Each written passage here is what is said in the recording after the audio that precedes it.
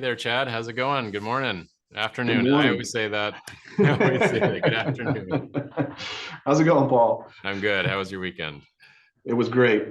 Awesome. Um, Do you, just ski it was a down big, ski big, down the little ditch it was a again? big sports weekend. Yeah, yeah, up in Swiss Valley. Yep. So, Swiss Valley, is that what it's called? yeah, yeah. So did some skiing, watched some basketball. So yeah, big Awesome. sports weekend at our house. Very good. Awesome. Well, it's been a week since we last met. Tell us what's the latest out on the shop floor with ProShop. So latest is a little similar to last week. We're still guys are still getting trained out on the shop floor. Mm-hmm. And slowly but surely we're converting them over to ProShop Yep.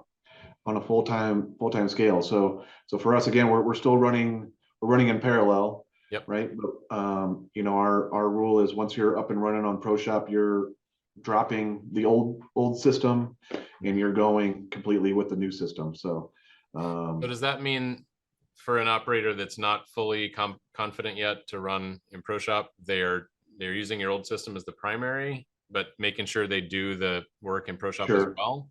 But if they are fully proficient on ProShop, they're not updating your old paperwork, or they're still updating the Correct. Okay.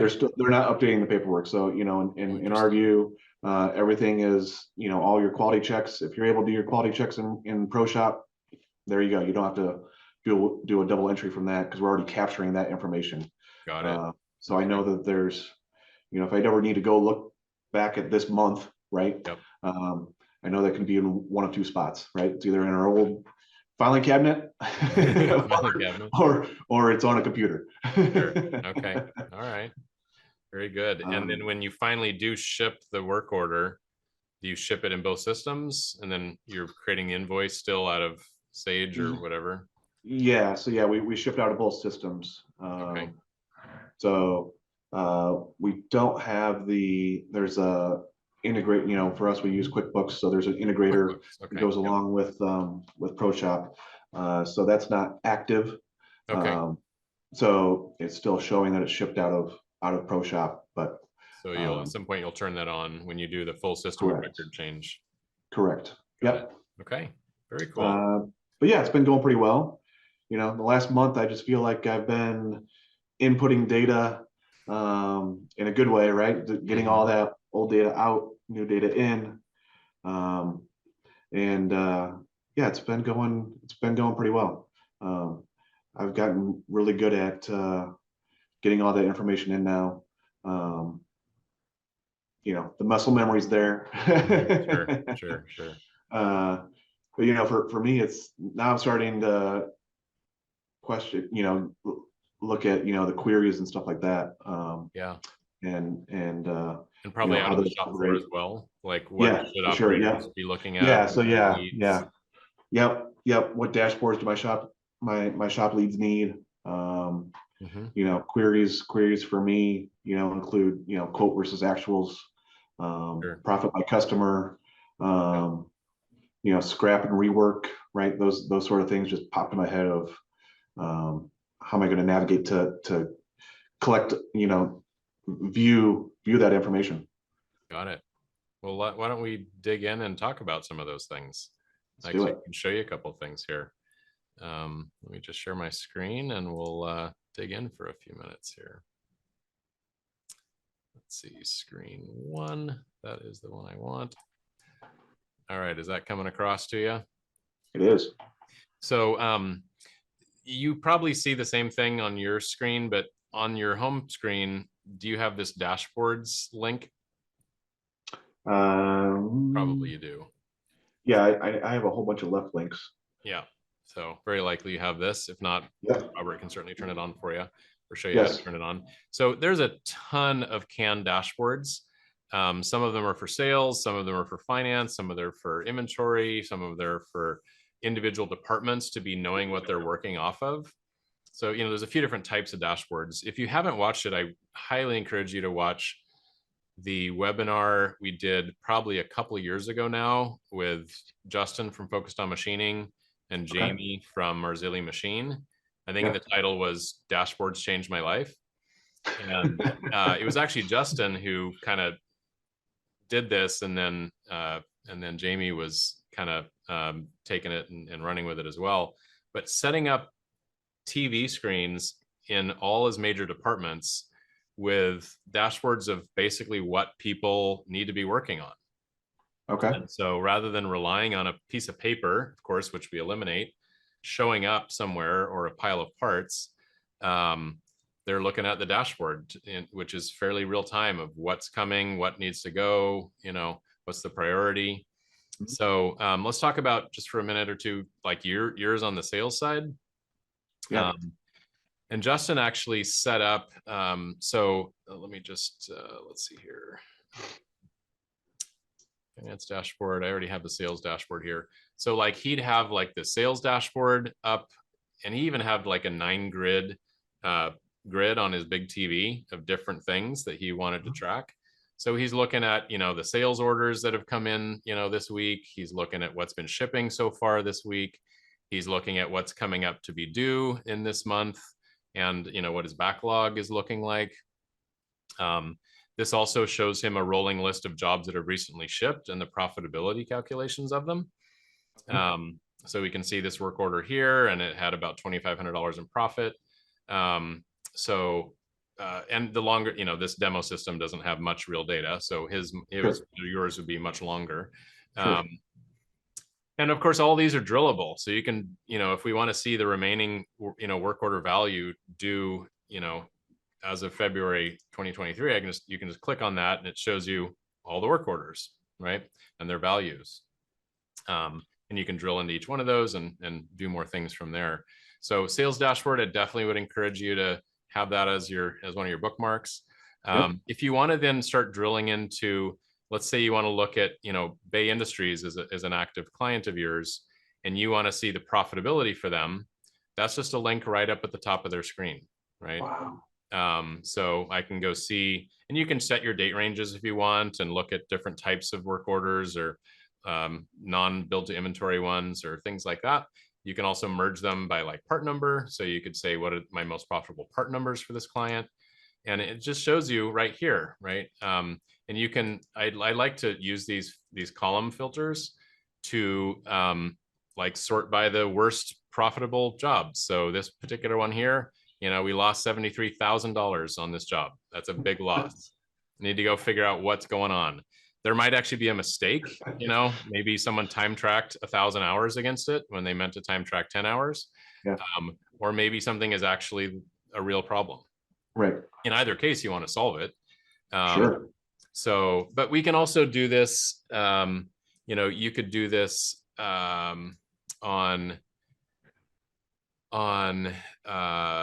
across, so like profit, let's see, value added. No, if I want to go to finance here, if we want to do like not a profit query, sales dashboard, let me just come back here from this one. Yeah, do this profit breakdown. So this will allow you to, rather than just on an individual client basis, I could say, for the last, 6 months, I want to see all my most profitable jobs across any client, right? So we just click that number. It's going to give us every work order, regardless of what customer that is. And then we could do the same thing. We'd filter by, highest or lowest profit. And then just go drill into the numbers, to figure out what it is that went sideways or went great about those jobs. You can, if you want to look at value by customer, just like sort it out. That is a dashboard called, where is it? Oh, so work by industry. That will tell you if you've, in the contacts module, if you have put in an industry into all of your customers, it'll tell you the breakdown with percentages by industry. And then you can also just click on the tab by client. So it'll tell you, in whatever time frame, the total revenue for every client, and your grand totals over on the far right. So we could go back to, again, go back to July and click go, and it's going to tell us, you can see which months we had revenue for which clients and how much it was as a total percentage of our revenue in that entire period. So we can see in this case that Oz Space Systems was 42% of our revenue since July of last year. Yeah, it's a big one.